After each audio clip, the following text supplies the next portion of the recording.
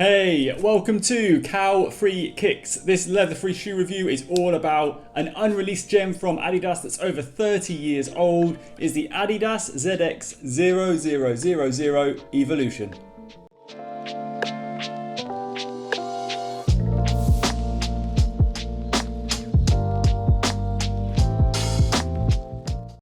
Welcome to the channel. If you've not seen one of my videos before, I always look into 5 different categories when I review a pair of sneakers. At the end of the video, I'll then give these ADIDAS ZX0000 Evolutions or the ADIDAS ZX0000 Evolutions an overall score out of 5 stars. If you like what you see as you're going along, please do not forget to click the little thumbs up like button below on your device. Whilst you're down there, if you also like the content and you want to show your support, please take 2 seconds to subscribe to the channel. And if you click the little bell that pops up next to it, you get a fresh notification every time a video drops on the channel. So let's kick this off with the first category by checking these out on feet.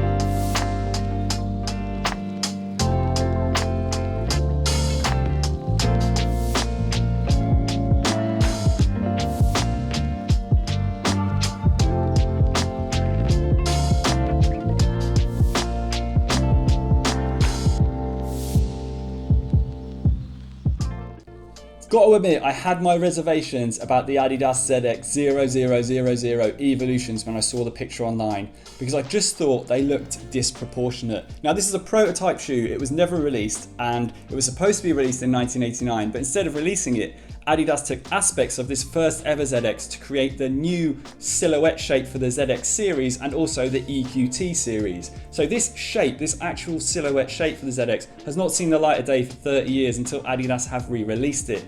I don't like the silhouette shape, unfortunately, because I think the toe box is too high and too big, and I think the heel cup and the heel area is way too short and stubby. It just looks disproportionate on your foot. I think this should be higher, and I think this area in the toe box should be smaller. Now with this shoe, you're getting synthetic suede overlays, which I think is great, on top of this white mesh system here. Now sometimes with the mesh you can feel it's kind of perforated, but this feels a lot more heavy duty on the toe box area and the rest of the shoe. You've got some nice embroidered detailing on the side for torsion. On the tongue, they've got some more embroidery, again with the torsion and the Adidas branding, but for me the tongue is huge. It's a massive tongue. It's very well padded as well. Just kind of gets in the way when you've got them on feet.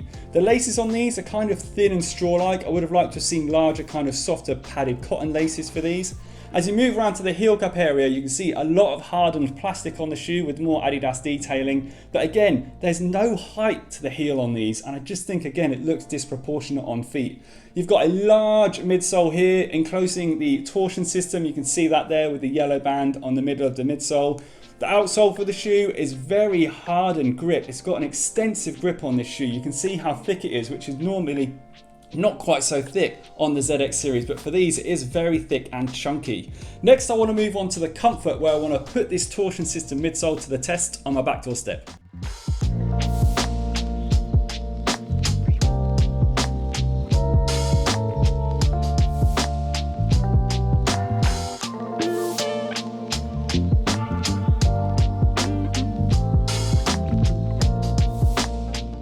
Not only do I think these are a little bit of a letdown looks wise because of how disproportionate they are, they're also a massive letdown comfort wise. Now on top of your foot, the good news is that you do have a nice amount of comfort from the padding in the heel cup area, the nicely padded tongue, and also the padding in the toe box.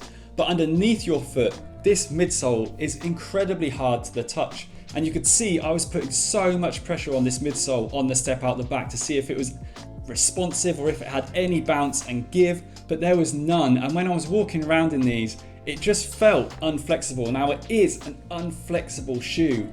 There's a lot of grip on the outsole for this sneaker, and I don't think Adidas have snuck any boost into this midsole like they have with some of the other ZX releases. If they have, then I can't feel it because they do not feel comfortable underfoot, unfortunately. I would say less than average in comfort in terms of underfoot. Fit wise, I had to get these in a size 10.5 because they had sold out of the size 10. I would stick true to size for these because the half a size up does make them feel a little bit large. So do stick true to size if you do want to buy a pair of these. Next I want to move on to their weight, where I'm going to pop them on the scales.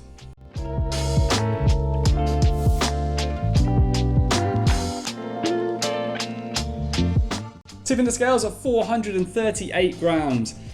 That's almost 50 grams heavier per shoe than the ZX10000s that I reviewed this year. And they do feel heavy in hand, and it's mainly to do with the amount of chunk you've got with this dense torsion midsole system and the amount of outer grip you've got on the midsole. They are unflexible, uncomfortable, and they don't look great. So when you're looking at weight, you're looking at a trade-off. If you get other things that are good, then the weight being bad isn't such a major concern. But unfortunately, so far, I don't really like the way they look and I find them uncomfortable. So the weight for me is a concern. Now I want to move on to the breathability test, where I'm going to pump this upper full of smoke to see how breathable it is.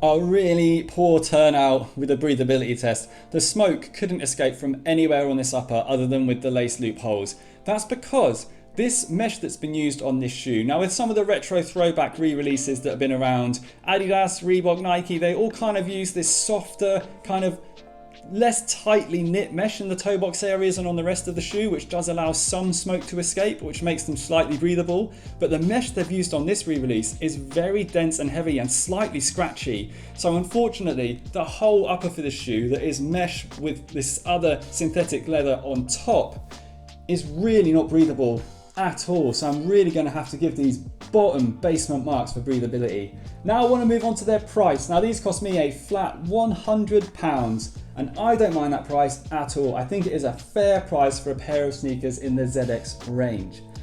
That's going to bring me on though to my overall score for this shoe, and it pains me to do it, but I can't give these any more than 2 stars. And the only reason why they're kind of up there in the 2-star range is because I think the price is alright and I think they look okay. But unfortunately, for breathability, for comfort and for weight, they really are bottom of the barrel, and it's a real shame because I do love the ZX series and I was kind of hyped for this shoe, but they really are a shoe that I wouldn't recommend buying, unfortunately.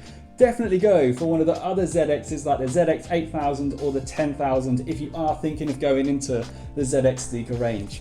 If you've liked what you've seen today, please do not forget to give the video a big thumbs up before you go. You can also follow me on Instagram, and you can also subscribe to the channel if you haven't already. Thanks so much for watching. I hope to see you again soon. Bye.